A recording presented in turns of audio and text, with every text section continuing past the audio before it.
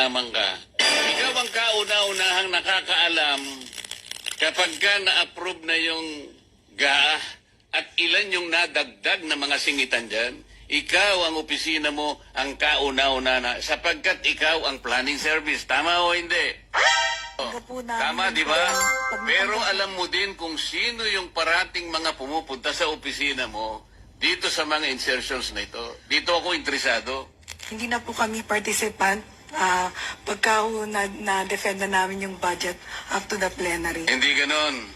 Alam ko yung trabaho mo eh. USEC ka ng planning service. Yan manggagaling lahat yan. Hindi naman ma-operationalize lahat yan. Diyan nakakarga lahat eh. Sa opisina mo. Ikaw ang merong responsibility dyan. Kaya alam ko kung sino-sino ang lalapit sa'yo.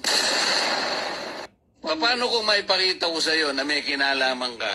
Ikaw ang kauna-unahang nakakaalam kapag ka na-approve na yung GAA at ilan yung nadagdag na mga singitan dyan. Ikaw ang opisina mo ang kauna-una na sapagkat ikaw ang planning service. Tama o hindi? Tama, di ba?